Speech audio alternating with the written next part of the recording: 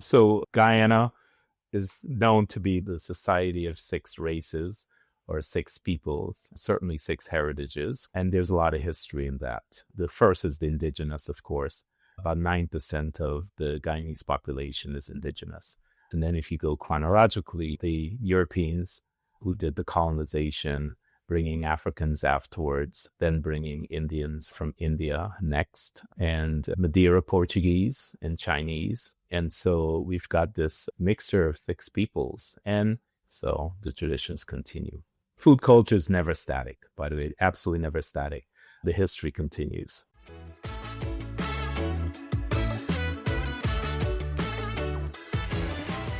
This is the Moorish Podcast, where Caribbean history meets culture and cuisine.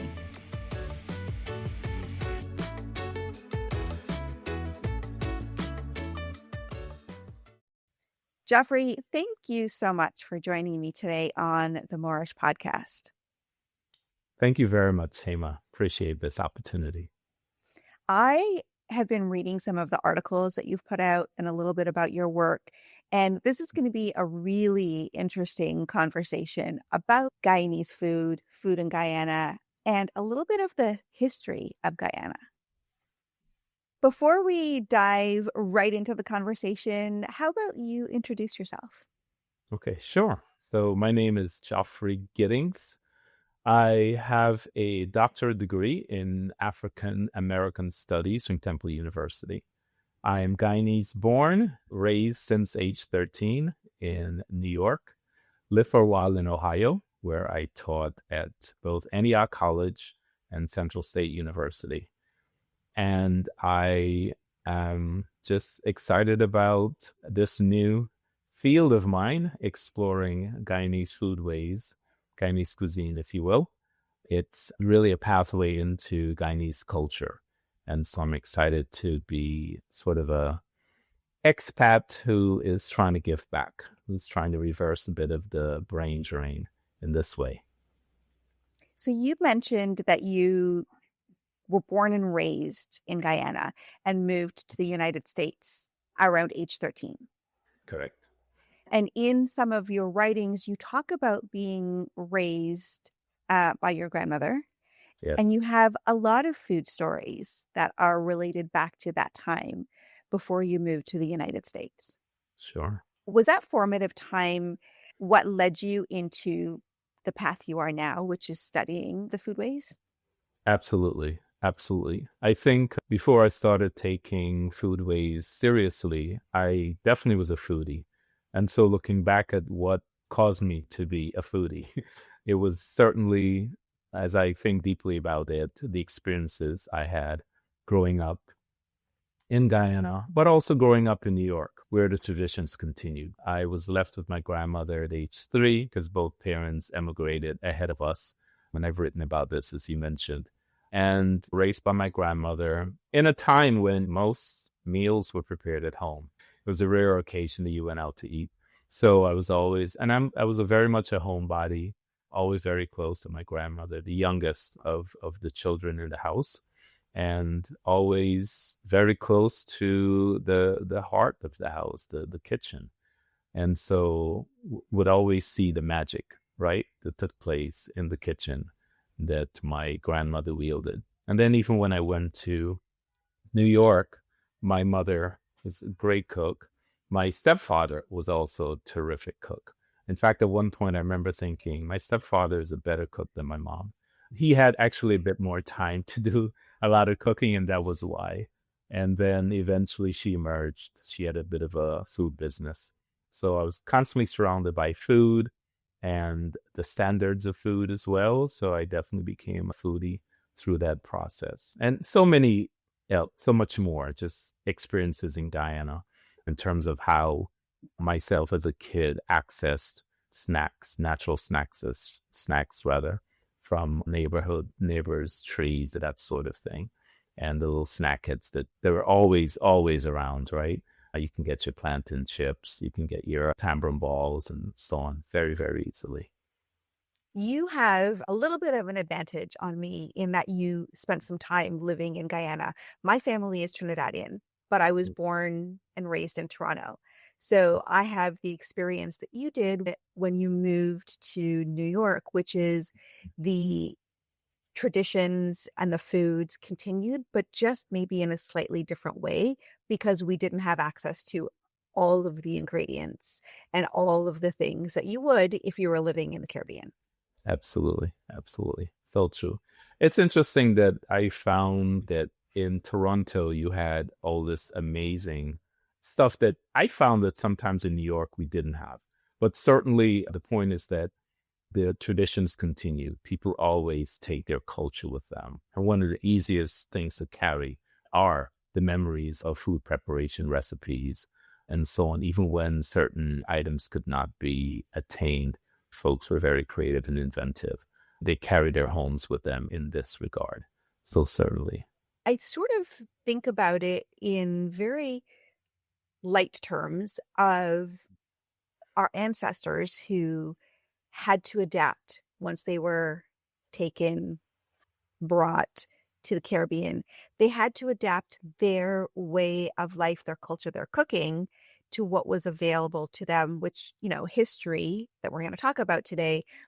I feel like my family, your family probably did the same thing, is carry on the traditions in North America with what was available to us. Absolutely. So of Guyana is known to be the society of six races or six peoples, certainly six heritages, right? And there's a lot of history in that. The first is the Indigenous, of course, referred to as Amerindians. And Trinidad has some of that, not as much. About 9% of the Guyanese population is Indigenous, beginning with that. And then if you go chronologically, the Europeans who did the colonization, bringing Africans afterwards, then bringing Indians from India next, and Madeira Portuguese and Chinese. And so we've got this mixture of six peoples. And even today, the traditions are continuing because there's a growing number of immigrants to Guyana from Venezuela, from Cuba, from Brazil. So the traditions continue. Food culture is never static, by the way, absolutely never static. The history continues. All of the peoples that you just named, and I was looking at some of the articles that you wrote, you document quite nicely the influences and the food influences that come from each of those six peoples. I will link those in the show notes for people to go take a look at if they're interested. I want to start with the Indigenous, the Amerindians, because when we talk about Indigenous people of Guyana, that sort of makes it seem like they're one group, but that's not actually the case. In fact, there are like 9 different groups of Indigenous folks in Guyana. I've most recently spent a lot of time in Region 1 in Guyana, the Barima-Waini region. We've got in Guyana 10 different regions administratively. They're all named for their bordering rivers. The Warao people are probably one of the most unique Indigenous groups in Guyana. Their language happens to be a language isolate and all kinds of interesting things. They have strong ties to all along the coast. You'll find them in French Guiana, Suriname, as well as Venezuela. And so I had a great opportunity through a Fulbright grant to spend a lot of time there. These communities are very, very tied to the land around them, and therefore their foods reflect that. And so it's interesting that our national dish, Pepperpot, is owed very strongly to the indigenous populations. A lot of them, most of them are harvesters of cassava, all right? And that's the casrib that's important to our Pepperpot is a byproduct of the cassava, which also happens to be native to the area, to South America.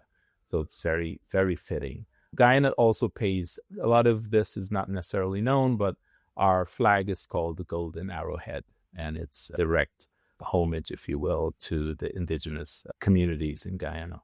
So Pepperpot, and there are various versions of Pepperpot as well.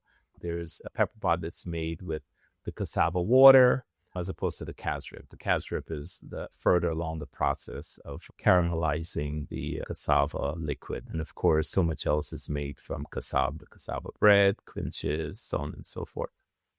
The interesting part about Guyana is that the indigenous populations across the Caribbean, sometimes in some places, they are very small communities or don't even exist anymore. Yeah. Whereas in Guyana, that's not the case.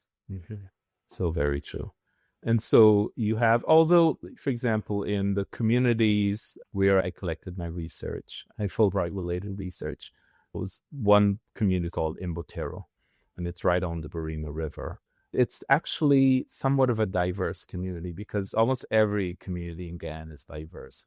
It's not very isolated. And they are, I'm sure, very isolated communities. This community happens to be somewhat diverse. Predominant, I would say maybe 90% Warao folks, of course. But folks are coming in from Venezuela, from town. For example, in Imbotero, the GMCS, Guyana Marine Conservation Society, is housed in Imbotero. And so that brings in all kinds of folks to do the work that GMCS is doing, mainly looking at the mangrove forests and its sustainability. Guyana is geographically is not an island. It's part of the mainland of South America. And we're not going to go down the road of is it Caribbean, is it not? Because the culture is. And so that's where I stand in this conversation. I know I'm going to get some comments of people saying Guyana is not part of the Caribbean.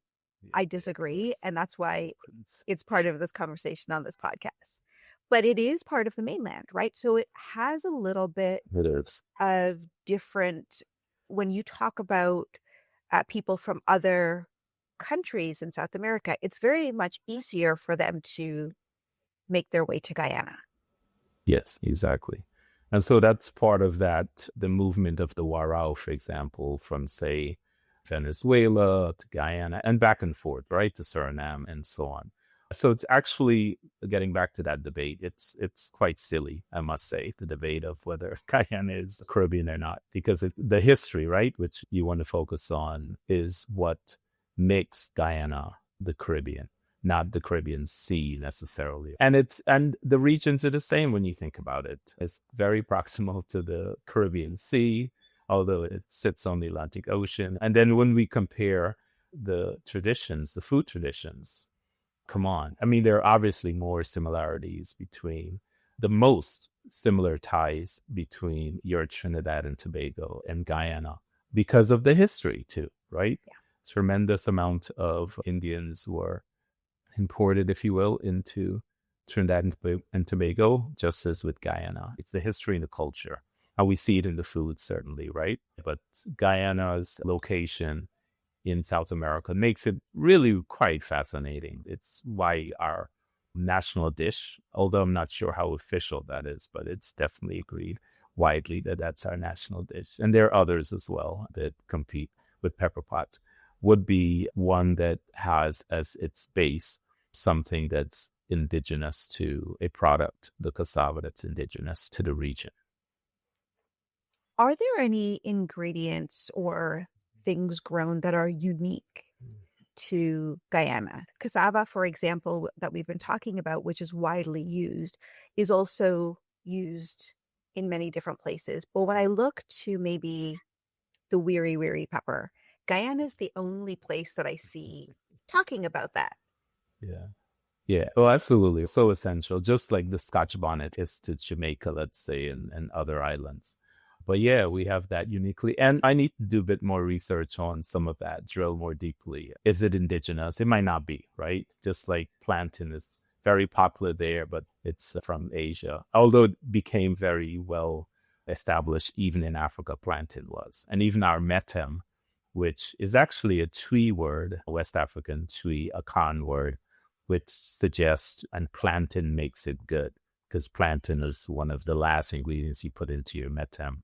It's the item that requires least amount of cooking. So once you add that, you've got the metem ready, as it were. So yeah, so the wiri pepper, so essential, adds such flavor. Every time I make my green seasoning, I feel compelled to put in some wiri pepper. Great flavoring. Of course, I tend to take out the seeds. I'm very heat tolerant. I'm very spicy tolerant. There's just, I got to consider other folks eating my foods, right?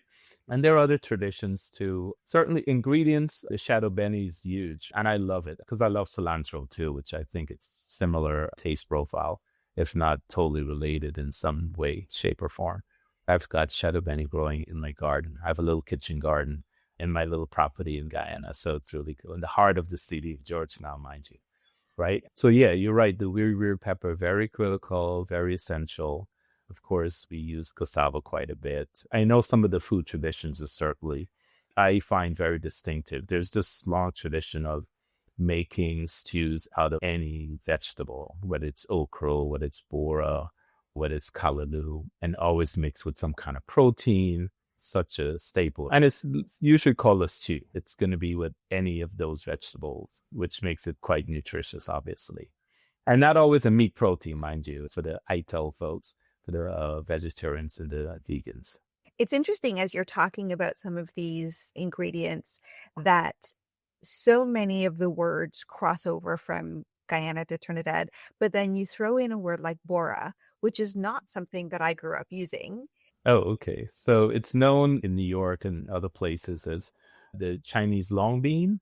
Typically, for me, you can't have a chow mein without bora inside of it, right? And so I just remember my grandmother's bora and chicken.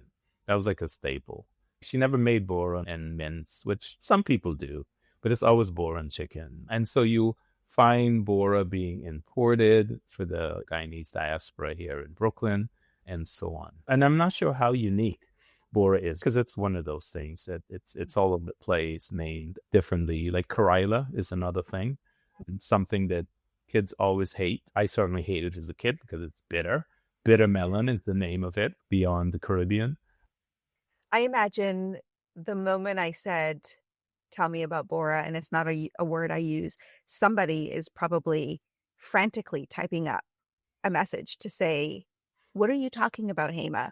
We in Trinidad use that word. I'm wondering if bora is the same as bodi. I know, but isn't that the beauty of this sort of format, right? That we have discourse, we have ongoing dialogue, even if folks are a little left field or what have you. It makes for conversation, which is kind of cool. And then, yeah, we might talk about Guyanese tradition. And one thing I've learned is that, Foodways, there's nothing pure about it. Authenticity is just a word. It's not a reality. There's so many variations. I remember growing up in Guyana and being shocked by a mate who shared with me that I was going later on in the day, maybe 4 o'clock, 5 o'clock was time for us to part and go to our respective homes. And he tells me that he's going to eat food, and food is a full meal. When you say food, it's like rice and a stew. I was shocked because we in my house never ate food late in the day. It was all at lunchtime. And we had tea and bread at night, just as we had tea and bread and maybe eggs and that sort of thing in the morning. So I just thought, like, strange. Just shifted my world. I was like 12 years old or 11. I'm like, what's that about? So the exception is the rule. They're all these diversity. It's true. And we in the Caribbean, we are so diverse because of the history and shared history to an extent. It differs slightly from country to country, but Correct. there's something that a quote that I pulled out from one of your articles where you say Guyanese foodways offer optimistic stories of our history. And then you go on to say Guyanese cuisine culture, a Creole unity of food traditions from at least 6 older cultures, is constantly responding to place, time, encounters, necessities, and creativity. So definitely an opportunity first and foremost to celebrate Guyanese culture. As a nation, it's a young nation, as all Caribbean countries are, right? So we struggle with the idea of, do we have a great cuisine the way Spain does and France does, right? And so we have this opportunity to talk about our unique histories, because it is a unique history. Our unique histories contribute to our food traditions, Caribbean food traditions, Trinidad and Tobago food traditions, Guyanese food traditions.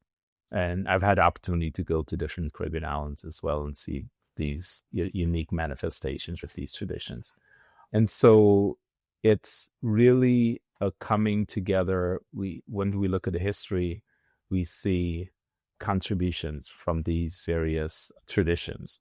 Again, the Chinese, the Madeira Portuguese, or just the Portuguese, if you will, the British as colonizer, Indians, of course, the Indigenous. Such an opportunity of this multicultural mixing, if you will, of so much, of so very much.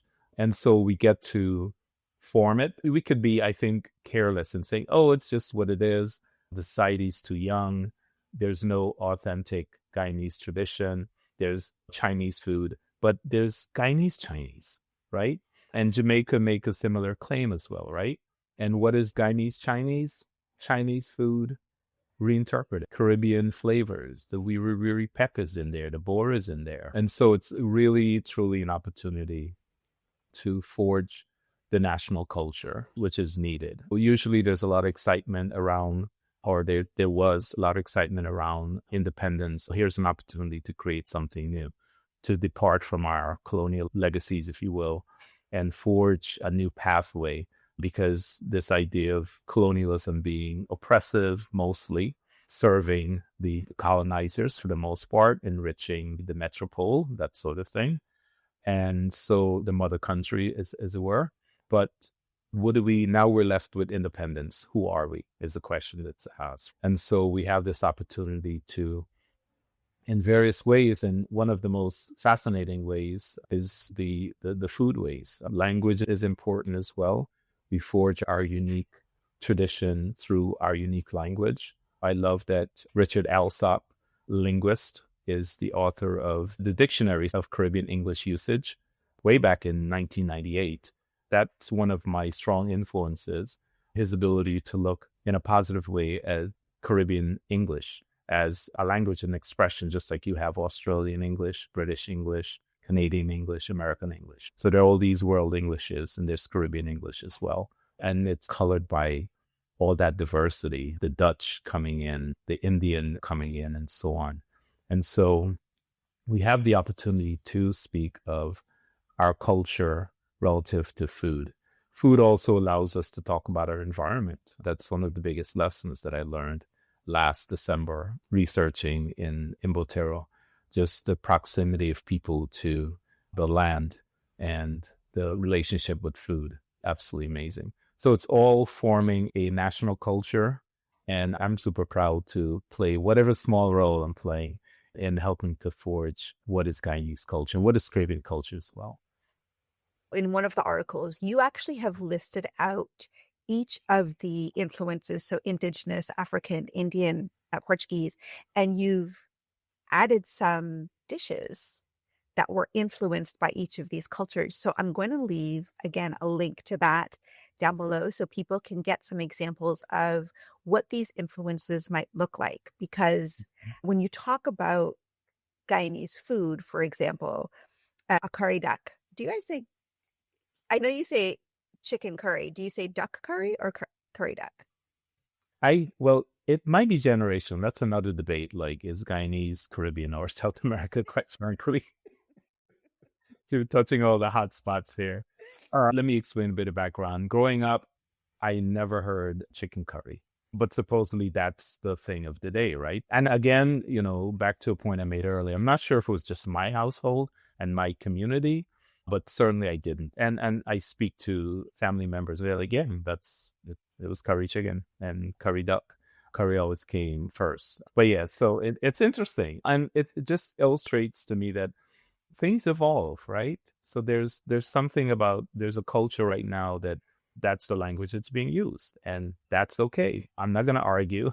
I just know growing up, it was definitely curry chicken. So it was definitely curry duck, and I still say curry duck. The interesting thing is, if we talk about something like a curry, which has the Indian influence, which came from historically people being brought over after the abolition of slavery as laborers, because the colonizers still needed somebody to do the work. So we have the same history, the same people that came from South Asia, from India. But if you look at a curry from Trinidad versus a curry from Jamaica versus a curry from Guyana, it is different. Yeah, There are different absolutely. flavors, different ways of making it. It's not exactly the same. Absolutely. And, would you have Saijan in your curry? I suspect that you do. In Guyana, growing up, we never put Saijan in our curry, which is basically merengue. Um, but I know Indians do in Guyana, right? And they might in Trinidad as well. I'm not sure. So all these varieties. Certainly the Jamaican curry goat, just very, we have this inside thing among Guyanese. It's a little waterish, not in taste, right? But certainly it's light, but it's not as yellow. So you're absolutely right. There are these various ways. There's a fish curry, or curry fish is very popular in Guyana. And typically you'll see some whole okra steamed in it, just as you'll find with our shine rice, always steamed okra on top of the shine rice being coconut milk and rice without any peas or beans, and typically with saltfish in it or dried shrimp. So I've given a couple of recipes there. And you've said this before, is the food and the culture as well is not static. It is always morphing and changing. At this point in time in history, there are a lot of people migrating from Venezuela to Trinidad, for instance, which is changing and morphing culture and cuisine. And also the political situation and the oil and gas and all of those things are bringing different people. So a dish from 10 years ago might be cooked slightly differently now, Absolutely. but that's okay. And perfectly okay. Because that's the nature of human evolution, evolution of cultures. It's just a natural process. And food is a creative process. And so you will have that diversity of expression. Food is mainly about satiation and nutrition, feeding your family, and what do you have around to put into a particular dish. So you made reference to some of the new trends with Guyana's new wealth. There's a need for all these new restaurants. For example, there's the Nikkei restaurant. Nikkei is the term for the Peruvian Japanese fusion food. And Victor is the chef of Nikkei, opened up just a year and a half ago in Georgetown. He has that cuisine offering to all these new folks that are visiting Guyana, these expats and so on. And more local Guyanese restaurants are coming to the fore as well. Lots of international hotels are coming to the fore. Places like the Backyard Cafe is growing because more and more folks are going. That's a local tradition, the Backyard Cafe. We've got places like Fresh. It's both great vegetarian and meat protein options. There's Ulu, which is totally vegan. This is a young chef who is from Canada. Her parents are Guyanese. She's moved back and is offering vegan food, lunches every day. Fantastic stuff, just fantastic stuff. So I'm having a ball relative to opportunities to just be creative and the opportunity to offer feedback. Because part of what I'm attempting to do again is to see our culture developed. And this is just my particular lane. There are many other lanes or pathways for us to grow our culture and develop our culture and solidify our culture. And this is just my particular way. So I'm excited. I call for more food reviews in Guyana. I work with a number of entities in Guyana that's related to food and health in particular. Stride 592 is one such organization that's all about movement and healthy eating and heart health and all that good stuff. So it's quite dynamic, and I'm excited by the opportunities to lend my bit of talent to it all. What would you say, is there any one influence that stands out as the main influence of food in Guyana? Or are there a couple? Because we talked about the six, but which cultures influenced food right now? Wow. I do think in terms of culture, I think they all do. The dominant ones are the Indian and African, though, for sure. Although I'm not sure there's an argument about the egg ball, which is very, very popular. And I attribute that to the British, the Scotch egg sort of idea. Of course, we're using cassava typically. Sometimes potatoes used. I personally love the cassava mix. But so yeah, the cultures, and they all play a role, obviously, right? Even the Portuguese, which is so minimal, and they were a strong force in Guyana at one point in the early 20th century, after they'd come and did their thing as indentured servants and became business folks and whatnot. The Portuguese is in the local parlance as the term we tend to use popularly for Portuguese. So they all have that influence, all the various cultures, all 6 heritages. But you asked if there is a particular thing that defines, that strongly influences. It's hard to identify a single. I would say just the reality of the climate, right? The fact that, for example, I keep coming back to the stews tradition.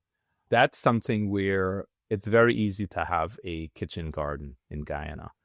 If you see my small family property in Guyana, you know what I'm talking about. And yet I have a little kitchen garden there. Very tiny space. I'm able to grow herbs and a fruit vegetable, some callaloo, and so on and so forth.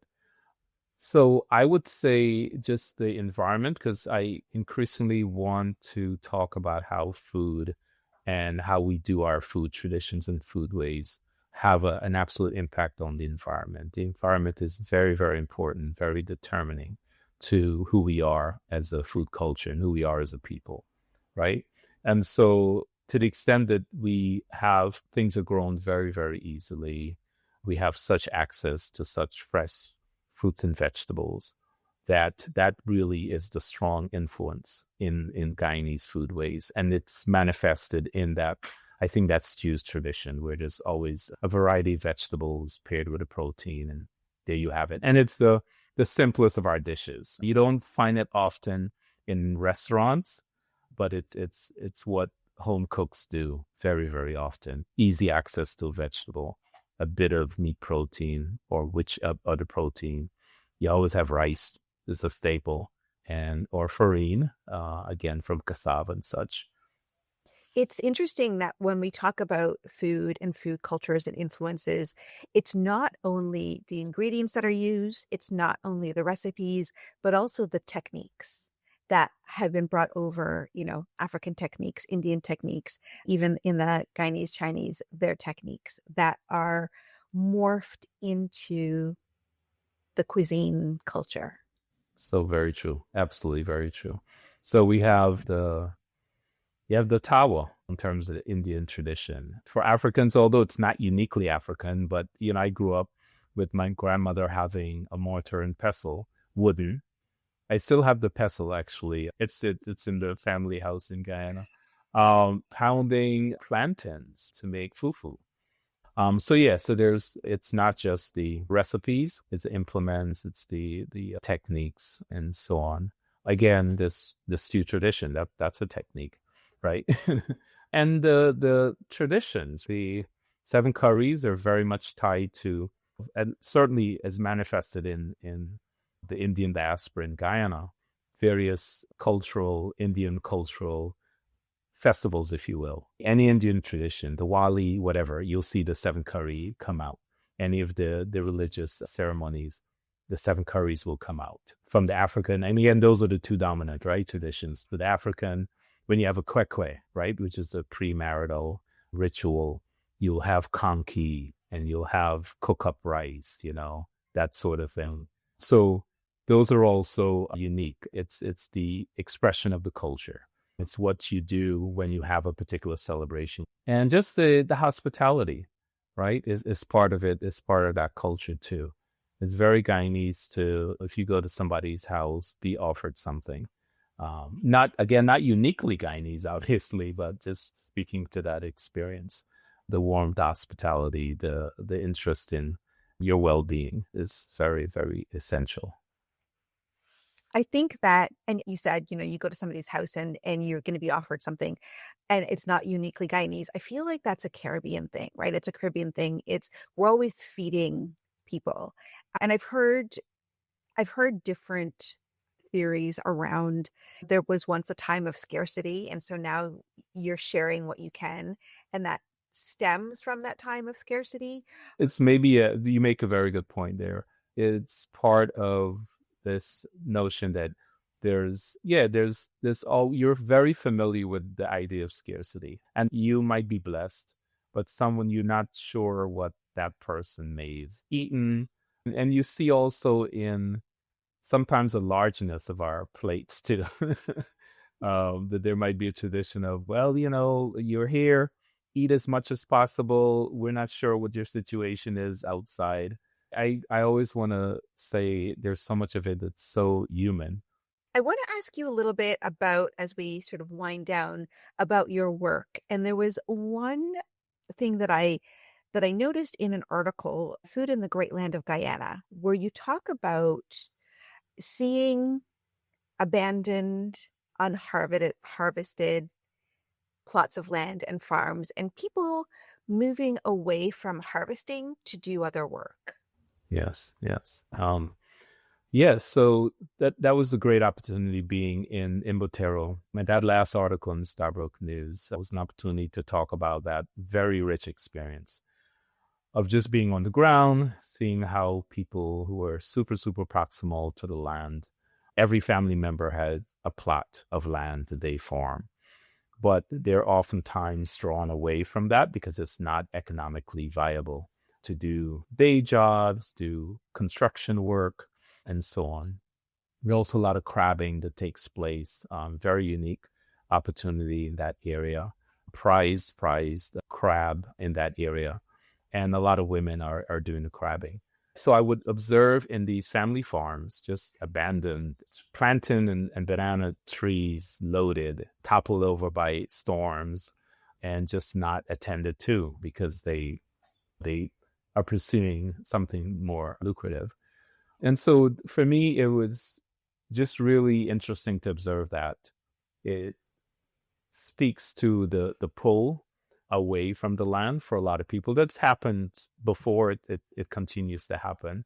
But it's interesting to observe it taking place right now. There's tension also between what the GMCS is doing, the Guyana Marine Conservation Society is doing in terms of preserving the rainforest there, the mangrove forest specifically there, and also serving as an employer. It's also pulling some folks away from the land. And, I'm not trying to be idealistic that folks need to be agrarian and what have you, but there's certainly that tension there. And it was interesting to observe and to see that there really is a relationship between the characteristics of one's food tradition and one proximity to the land and the relationship to the environment. I was happy to be able to contribute some of those ideas to GMCS because I think they tend not to have too much time to look at sort of the human factor of their conservation work. And so it was a great partnership. They were my research host, and so I was able to help provide some insights there. There are a couple of in the article I spoke about, and I continue to write about, there are two larger farmers, and their imports actually from Venezuela specifically. One's Guyanese. He had went to Venezuela and returned recently to do farming. And actually, both of their stories, both men, really mirror what the small farmers are experiencing, right? So I just really appreciate this opportunity to help tell their stories, to see how we can help shape policies that help us to pull as much as possible from the land in a sustainable way. That was just a really, really rich experience, being able to see the dynamic of how we relate to the land, the practice of kitchen gardens, of course, but there's something more profound in the rural areas, more profound stories about that relationship between humans and food and the food systems that are tied to our environment. Has your work as a Fulbright scholar come to an end? No, it hasn't actually. It might come to an end when I finish this manuscript that I'm working on currently. I think I'm pitching it to Gastronomica, which is a academic food journal. But in terms of Fulbright, I'm sure I'll be called upon to do some things related to the incoming class. I have a presentation scheduled with GMCS, my research partner in Imbotero. This is just the beginning. It's a springboard. Now I am absolutely hungry and thirsty to get into other parts of Guyana and other parts of the Caribbean as well, to just explore and to learn about our dynamic food traditions and food systems and how it's tied to our larger cultures as a Caribbean people and how we are as human beings relating to our environment through food. Food is such a gateway conversation to much else, to history, to the people and the culture, that I'm excited to see what comes next for you and learn a little bit more once this manuscript has come to fruition and is out there in the public. Thank But you. in the meantime, is there any last words that you'd like people to know about food culture in Guyana? So just that we need to look at food more seriously. It's understandable that food is a given. It's a pervasive reality. It's something we've got to do. In fact, there's an West African proverb, I believe, that says that there's no God quite like our stomach, as we must make sacrifice to it every day. But we tend to just look at it as, oh, it's what it is. It's just, we got to eat. But it could be such an amazing aspect of our culture. Many other cultures, other national cultures, have celebrated their food traditions, their cuisine, and have reaped tremendous benefit from it, not just financial, but cultural and national benefit. And so I think Guyana can do the same. We have the stuff that it takes, and we just need more people like myself and yourself to help promote our rich and diverse and dynamic food culture. Geoffrey, thank you so much for joining me today on the Moorish podcast. I so look forward to hearing what is next for you in some of the work that you're doing. Thank you very much, Hema. This was a great opportunity. Much appreciated.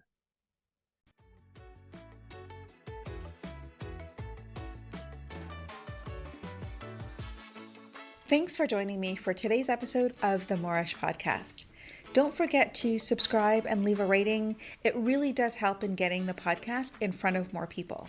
Follow on Instagram, TikTok, and YouTube for videos and more. And I'll see you for the next episode.